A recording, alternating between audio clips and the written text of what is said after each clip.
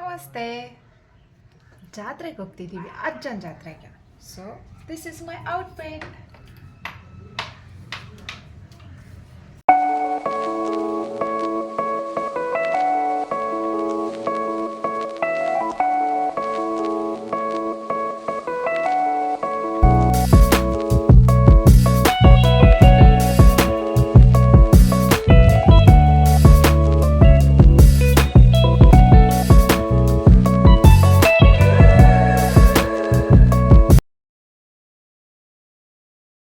ಪುಷ್ಪ ಪ್ರದರ್ಶನ ಎಲ್ರಿಗೂ ಗೊತ್ತೇ ಇರುತ್ತೆ.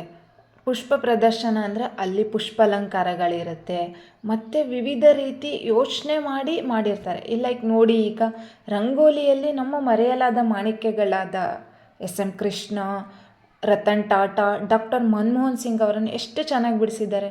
ನೋಡೋಕೆ ಎರಡು ಕಣ್ಣು ಸಾಲದು.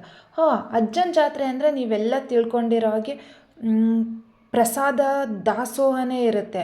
ಅದಲ್ಲದೇನು ನಮಗೆ ಇಲ್ಲಿ ಕಂಡು ಬಂದಿದ್ದು ಅಂಗವಿಕಲರು ಅಥವಾ ಸಂಘ ಸಂಘಟನೆಯ ಮಹಿಳೆಯರು ತಮಗೆ ಆದಷ್ಟು ಏನಾಗುತ್ತೋ ಕೈಲಿ ಅದನ್ನ ಮಾಡ್ಕೊಂಬಂದು ಮಾರಾಟ ಮಾಡ್ತಾರೆ.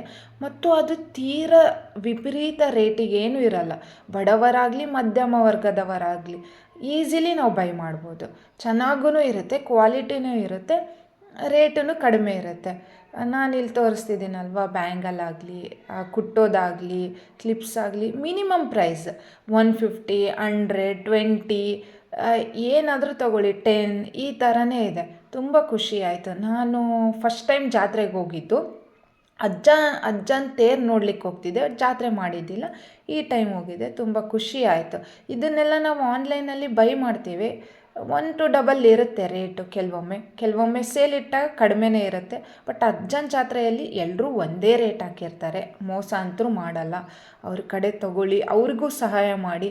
ಮತ್ತು ಅಕ್ಷರ ದಾಸೋಹ ಅಂತ ನಡೀತಿದೆ. ಅಂದರೆ ನಿಮ್ಗೆ ಎಷ್ಟಾಗುತ್ತೋ ಅಷ್ಟು ದುಡ್ಡು ಕೊಟ್ಟರೆ ಅದು ಮಕ್ಕಳಿಗೆ ಯೂಸ್ ಆಗುತ್ತೆ ಅಂತ.